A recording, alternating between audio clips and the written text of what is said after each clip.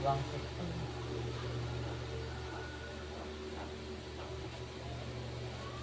Alright, okay.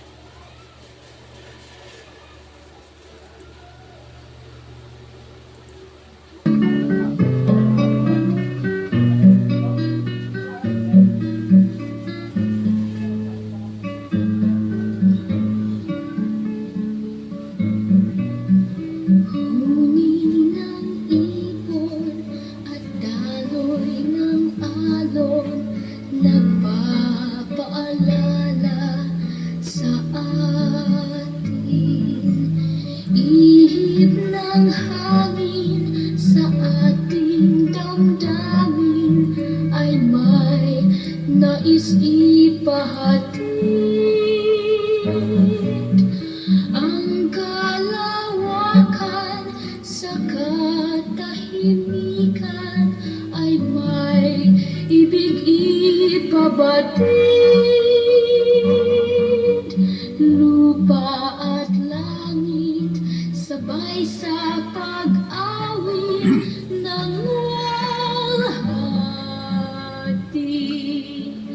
Ating purihin, purihin, purihin ang Diyos, o purihin, purihin, purihin ang Diyos. Ating puso at isip sa salmo at awit, purihin, purihin ang Diyos. Sikat ng araw tila pumupukaw sa atin upang manalangin, upang sa diwa at katotohanan ang Diyos ay ating sambahin, upang ang ating sarili limutin at si Jesus dakilain, lalo na't kung tayo ay magkatipon, siya'y purihin. Ating purihin, purihin, purihin ang Diyos, o purihin, purihin, purihin ang Diyos. Ating puso at isip sa salmo at awit, purihin, purihin ang Diyos. Ating purihin, purihin, purihin ang Diyos, o purihin, purihin, purihin ang Diyos. Ating puso at isip sa salmo at awit, purihin, purihin ang Diyos. Alright. Isa pong pinagpalang hapon na tayo muling magkasama at magpalakasan sa pamamagitan ng salita ng Diyos. So, samahan niyo po akong basahin ang ating pong pag-aaralan sa hapong ito. Sa aklat po ng Lucas, Kapitulo 5. Okay. So, sabi po sa verse 1 hanggang sa mga susunod na talata, one day as Jesus was standing by the lake of Gennesaret, with the people crowding around him and listening to the word of God, he saw at the water's edge two boats left by the fishermen who were washing their nets. He got into one of the boats, the one belonging to Simon, and asked him to put out a little from shore.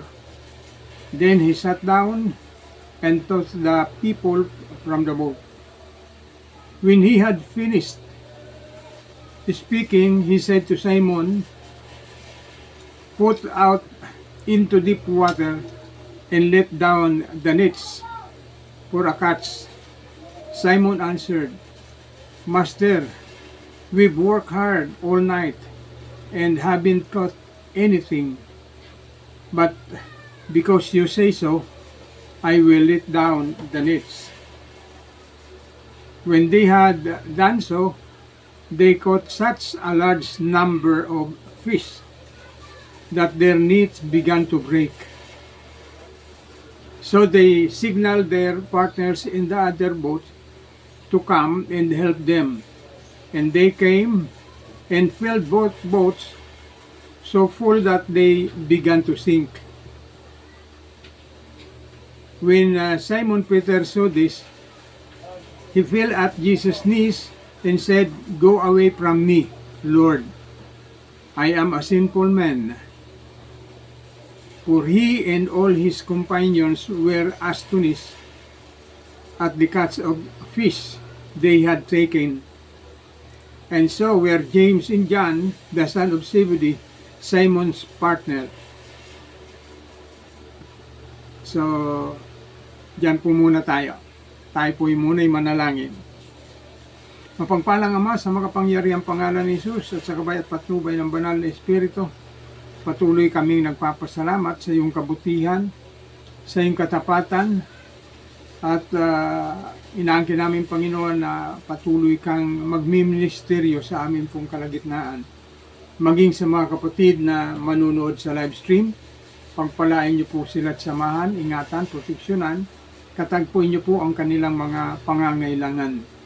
Salamat ng marami, Ama, sa hapong ito, at inaangkin na namin, Panginoon, ang katugunan, anuman po ang prayer request mayroon ang bawat isa, lalo na sa mga kapatid na manonood sa live stream.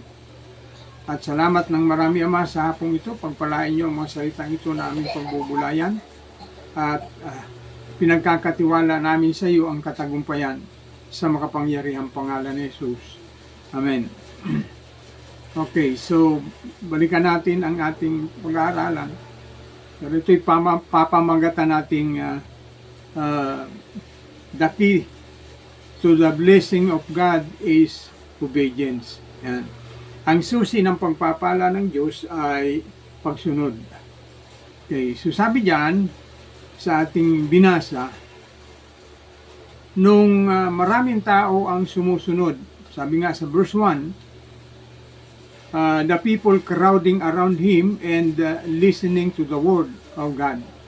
So, nandun yung tao at marami ang, kumbaga, talagang sinisiksik siya sa dami ng taong nakikinig at gustong makinig sa ating Panginoon. So, kaya humanap siya ng paraan at nakita niya yung dalawang bangka sa tabi at sumakay siya sa pag-aari ni Simon Peter. At sabi nga, umupo siya at nagturo sa mga tao. At matapos siyang magsalita, ay inutusan si Pedro na ilayo ng konti sa malalim at ihulog yung kanyang lambat upang makahuli ng kaunting isda para sa ating Panginoon, kaunti. Pero sabi ni Pedro, Panginoon, sabi niya, magdamag kaming ng malakaya, wala kaming nahuli. Pero dahil sa sinabi mo, gagawin ko. So dito natin makikita yung pagsunod ni Pedro. Although alam natin na sanay na itong si Pedro at yung kanyang mga kasama sa pamamalakaya. Kaya alam niya na doon sa magdamag nilang pamamalakaya, wala silang nahuli. Marahil, kumbaga, noon pa na umaga na marahil, dahil nangangaral na ang ating Panginoon. So, hindi lalo na silang iniisip ni Pedro na wala silang mahuhuli. Dahil sabi nga ni Pedro, Master, we work hard all night and haven't caught anything. But because you say so, I will let down the net. So, makikita natin mga kapatid, yung pagsunod ni Pedro. Mag-alinlangan man dahil nga magdamag na silang na Malakaya, pero wala silang nahuli. At dahil sa sinabi ng ating Panginoon, ay ginawa niya yung iniutos ng ating Panginoon sa kanya. So sa madalit salita, dito natin makikita na sa pagsunod ay mayroong biyaya. Ano po? Mayroong blessing. Ha? Kaya sa mga kapatid na yan nakikinig, if ever ang Diyos ay mayroong nais ipagawa sa iyo, huwag tayong mag-alinlangan. Gawin natin yung pinagagawa ng Diyos at naniniwala ako may balik na gantimpala ang Diyos sa atin. Kasi nga dito sa pangyayaring ito, maliwanag yung nangyari. Maliwanag yung kaganapan. Nasabi, bagamat sinabi ng Panginoon, so sabi ng Panginoon yan, when He had finished speaking, He said to Simon, put out into deep water and let down the nets for a catch. Okay? So, yun ang nakikitang solusyon ng ating Panginoon dahil nga sumunod si Pedro, pinasakay siya o pinasakay ni Pedro ang Panginoon at itinulak ng konti para, alam niyo kasi pagka ang isang tao nasa tabing dagat, kapag nagsalita ang isang tao doon, lalo na sa bangka, ay nag-iiko po yan. So malakas yung dating sa mga tao na nandito sa tabing dagat. Malakas yung kanilang naririnig na boses ng ating Panginoon dahil malakas marahil ang yung hangin o yung hatid ng hangin at yung alon, yun ang nagdadala ng boses ng tao doon sa tabing dagat. So kaya nung itinulak ni Pedro at nakapagsalita ang Panginoon, pero matapos na siyang magsalita, sabi nga, ilayo mo ng kaunti doon sa medyo malalim. Yan, sabi ng Panginoon. Para makahuli ka ng isda. Pero nandun yung pag-alinlangan ni Pedro dahil nga magdamag silang na Malakaya pero wala silang nahuli. At ngayon, ito, araw na, sinabi ng Panginoon na ihulog yung kanyang lambat. So makikita natin mga kapatid, sa ibang translation, basahin natin sa ibang translation, dito sa verse 6, okay? Sa New Living Translation, sabi ni Simon, Master, Simon replied, we worked hard all last night and didn't catch a thing. But if you say so, I let the nets down again. And this time, their nets were so full of fish, they began to tear. A shout for help brought their partners in the other boat, and soon both were filled with fish and on the verge of sinking. Kumbaga, malapit nang lumubog dahil sa dami ng isda. So pati yung tinawag niyang mga partner nila, yung ibang bangka na lumapit sa kanila ay puno din. Sabi nga ay halos lumubog yung kanilang bangka sa dami ng huli. Samantalang nung gabi na sila ay namamalakaya, wala silang mahuli. Ano po? Pero dahil nga sinabi ng Panginoon, ang dami nilang nahuli. Ano po? Ha? Makikita natin dito kapatid, ang kailangan natin talaga para magtamo tayo ng blessing o ng biyaya ng ating Panginoon ay kailangan nating sumunod sa ating Panginoon. Huwag natin sundin yung ating sarili. Sundin natin kung ano ang sinasabi ng Diyos. Kasi hindi sa atin manggagaling yung blessing, kundi galing sa Diyos. Siya yung magbibigay ng biyaya, siya yung magbibigay ng reward sa iyong pagsunod. Ano po? Kasi maliwanag naman di po ba na sinabi nga ang parihong bangka ay halos lumubog sa dami ng huli. Okay? Kaya sabi nga ni Pedro, nung ma-realize niya sa yung pangyayari, nabigla sila, nagulat sila. Sabi niya, Lord, lumayo ka sa akin sapagkat ako'y punong-puno ng kasalanan. Okay? Nanikluhod siya dahil alam niya na siya ay makasalanan. Pero magandang pangyayaring ito sapagkat mayroong mga senaryo na naganap na ipinagbago ng buhay ni Pedro at ng kanyang mga kasama. Okay? Kasi hindi pa naman talaga sila kumbaga tinawag ng Diyos o tinawag ng ating Panginoong Sus para mamalakayan ng tao. Dito lang sa senaryong ito, binanggit ng ating Panginoon doon sa talatang Gis, ay makikita natin, sabi diyan, his partner James and John, the son of Zebedee, were also amazed. So nagulat sila. Okay? Nagtaka, ika nga, kumbaga grabe, no? Kagabi wala tayong huli, pero ngayon ito, di ba? Ang dami. So, Jesus replied to Simon, doon sa kanyang sinabi, sa verse 8, ito yung sagot ng ating Panginoon. Don't be afraid. From now on, you'll be fishing for people. Yan. Huwag kang matakot. Mula ngayon, ikaw ay mamamalakayan na ng tao. Sabi nga sa verse 11, and as soon as they landed there, they left everything and followed Jesus. Okay? So, iniahon nila yung bangka at pagkatapos, iniwanan nila ito, sumunod sila sa ating Panginoon. So, mayroong pang great blessing kapag sumunod ka sa ating Panginoon. Kasi makikita natin kung paano ang unang blessing na nakita natin ay literal. Pinagpala sila ng Diyos, nakahuli sila ng maraming isda. And then, pangalawang blessing ay yung transformation of life. Being a fisherman, ngayon, they will be a fishers of men. Okay? Kaya, kapag ikaw ay naging masunurin sa Diyos, alam na ng Diyos may plano siya Hindi lamang kaligtasan, kundi mayroong mga bagay na nakikita ang Diyos sa buhay natin na hindi natin alam. Ano po?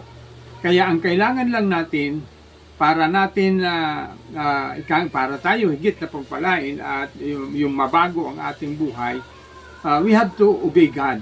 Ano po? Kailangan natin sundin ang Diyos. Kasi alam ng Diyos kung paano tayo babaguhin, kung paano tayo pagpapalain, kung paano tayo mapagpapala doon sa ating gagawin once na tayo ay sumunod sa Kanya. At iyon naman talaga ang nangyari at iyon ay makikita natin kung paano na mula sa pagiging mamamalakaya ng isda ay naging mamamalakaya sila ng tao. So, hindi na malansa. Hindi na malansa yung kanilang huhulihin, kundi makasalanan katulad nila. Kasi nga, sabi ni Pedro sa verse 8, Lord, please leave me. I'm too much of a sinner to be around you. Yan. I'm too much sabi niya, sabi ni Pedro, Lord, please leave me. I'm too much of a sinner. Okay? Sa New King James Version, sabi niya, depart from me, for I am a sinful man. And I am a sinful man. And we all know that we are all sinners. Sabi nga ng Romans, lahat tayo ay makasalanan. Walang matuwid kahit isa, wala. Ano po? So sa madaling salita, lahat tayo ay makasalanan. Pero yung kasalanan iyon ay inalis na ng ating Panginoon. Binago na tayo Kumbaga, tinubos na tayo sa ating pagkakasala. Kaya, once na sumunod ka sa ating Panginoon, there's a big difference between the sinners and the saint. Ano po? Kasi kapag ikaw ay namumuhay pa sa kasalanan, malapit ka sa kapahamakan. Pero once na ikaw ay namumuhay sa katwiran, sa pagiging masunurin sa Diyos, ang pagpapala at proteksyon ng ating Panginoon, hindi kanya pababayaan. Okay? Kasi, natural, sumunod ka na eh. Once na humakbang ka, ang kailangan lang natin ang gawin ay yung first step. Ano po? First step. Yung kumbaga, humakbang ka lang. Unang hakbang mo, maniniwala ka, or sasabihin ko sa iyo na ang Diyos ay may nakita na yung unang hakbang mo pa lang ay tanda na yon ng iyong pagsunod. Kaya si Lord, alam niya na kung ano ang dapat gawin sa iyo. Kumbaga, yung protection niya, yung provision niya, yung mga pangangailangan mo, ay si Lord, alam na ka lahat yan eh. At iyon ay ibibigay sa iyo. Hindi kanya pababayaan. Ano po? Hindi kanya pagkukulangin. Kasi nga, iniwanan mo yung hanap buhay mo eh. Iniwanan mo yung iyong pamamalakaya. Tapos ito, ngayon, tao na. O, hindi naman sinabi ng Bible na kailangan mong manghingi habang ikaw ay nagsishare ng Word of God. No. Kasi nga, sabi ng Bible, yamang tinanggap mo ng libre, ipamahagi mo ng libre. Yan. So, kapag ipinamahagi natin ng libre ang salita ng Diyos, hindi natin kailangan mag-alala sa mga pangangailangan natin. Dahil alam ng Diyos kung ano yung pangangailangan mo.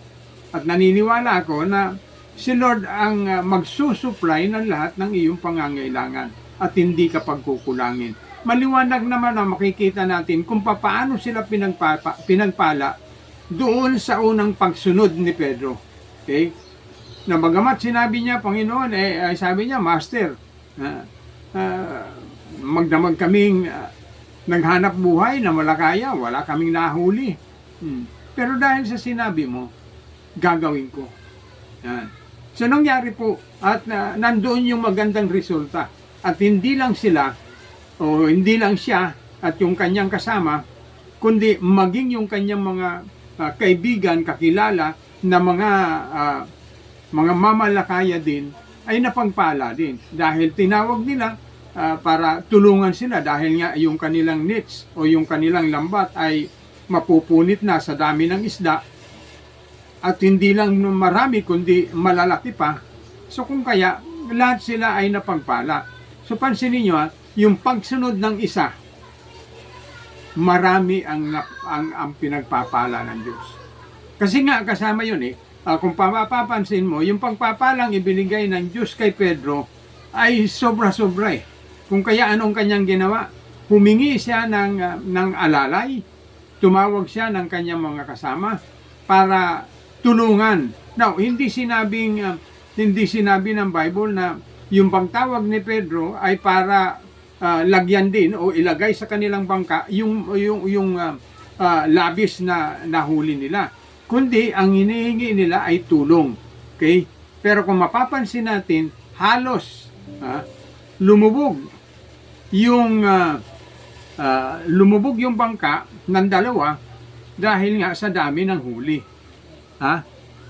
Kaya, mga kapatid, hindi masamang sumunod. Ang kailangan lang na makita sa atin ay yung unang hakbang. Yung first step, ika nga. Parang bata na ikaw ay sumusunod, gusto mong lumakad, you have to do your first step. Yun ang simula eh. Para matuto kang lumakad ng lubos-lubos ay kailangan mong humakbang. Diba? Si Pedro ganun ang ginawa. Sumunod siya sa sinabi ng ating Panginoon. At nung sinabi niya na huwag kang matakot, sabi sa verse 10, huwag kang matakot, mula ngayon, ikaw ay mamamalakayan na ng tao. Yan. So ang ginawa niya, yung kanilang mga bangka ay iniahon nila at pagkatapos sumunod sa ating Panginoon. So malaki ang transformation na magagawa ng Diyos, yung blessing na magagawa ng Diyos sa bawat isa dahil sa pagsunod ay malaki at iba ang mangyayari at iba ang gagawin ng Diyos once na ikaw ay sumunod. So obedience is the key for all the blessing that comes from God. Ano po? Hindi naman kasi basta-basta darating yan eh. Kung hindi nakikita ng Diyos yung iyong katapatan, yung iyong pagsunod, yung iyong paggawa sa kanyang ubasan.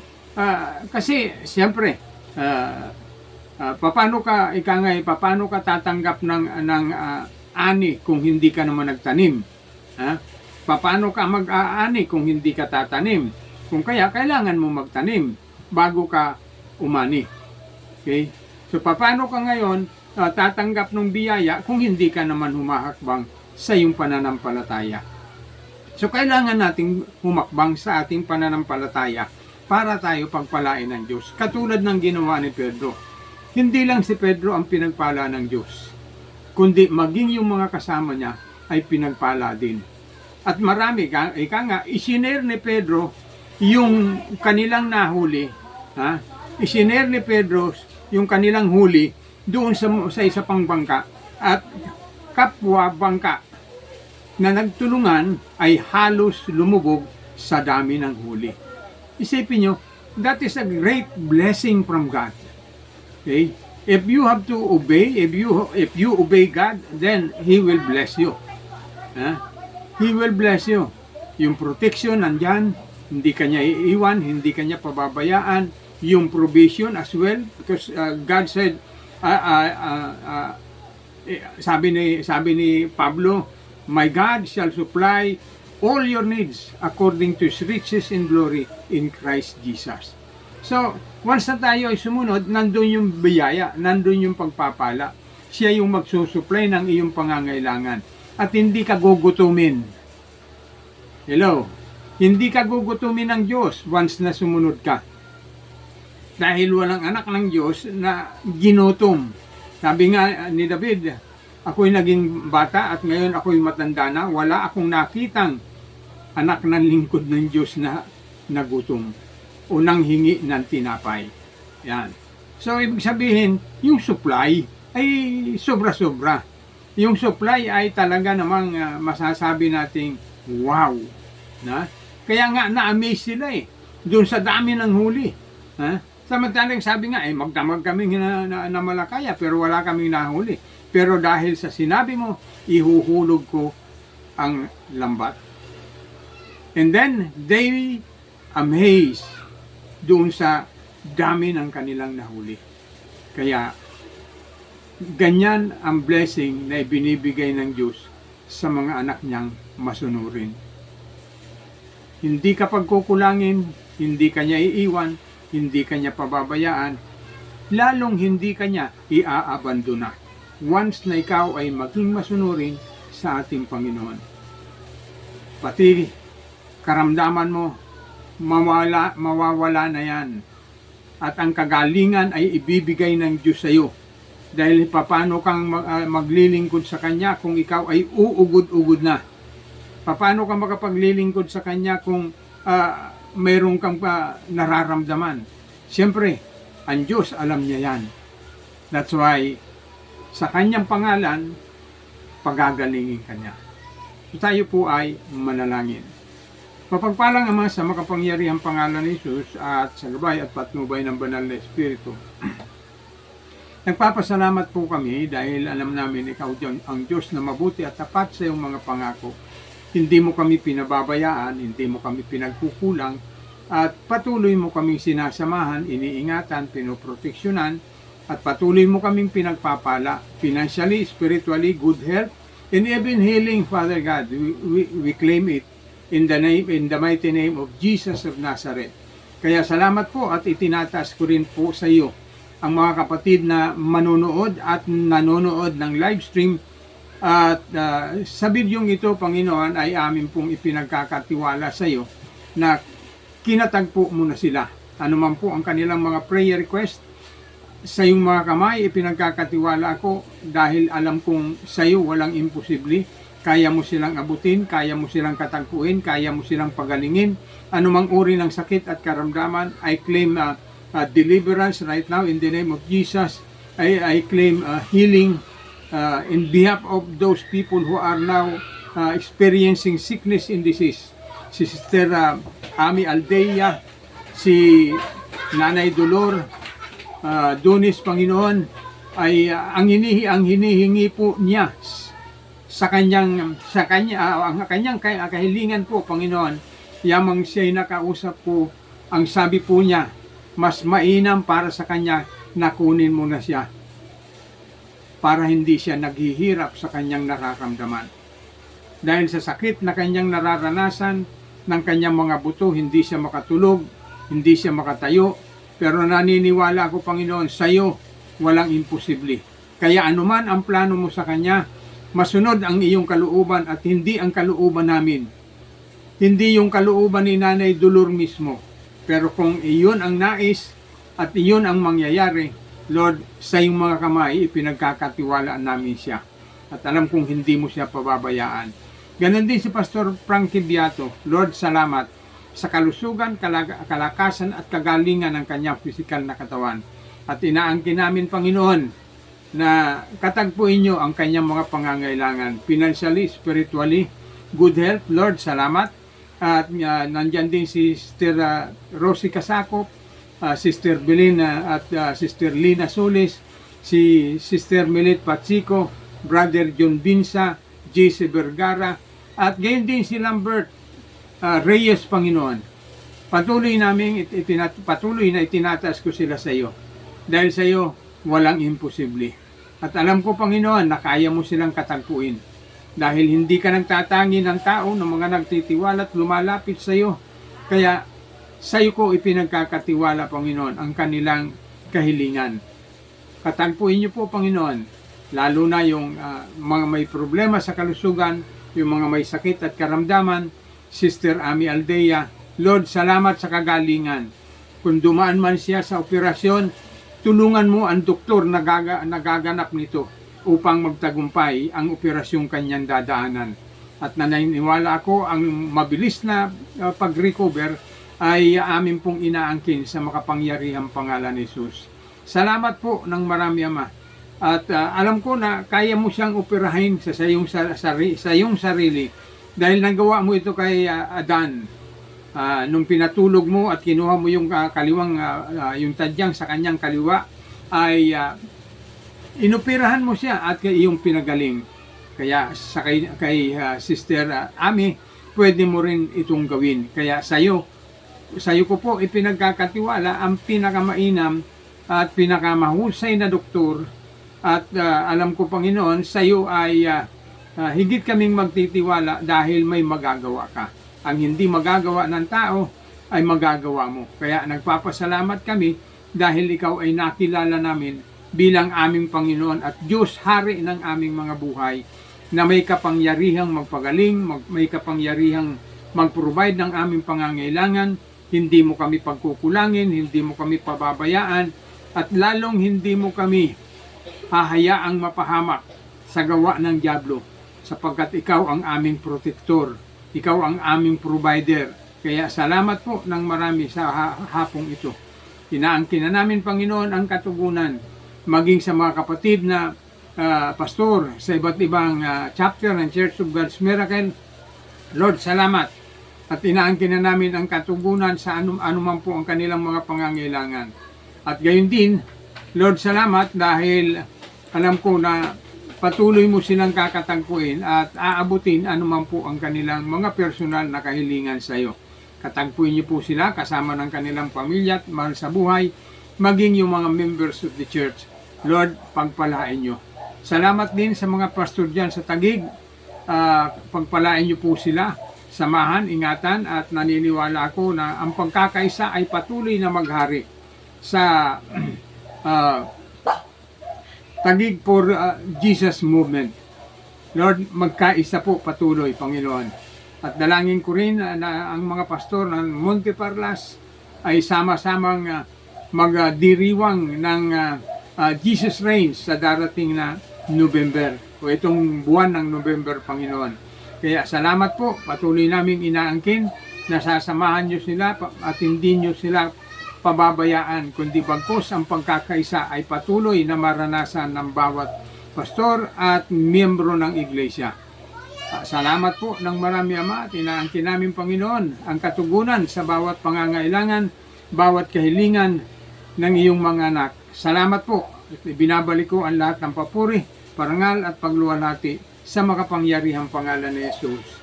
Amen and amen. God bless. See you po next time.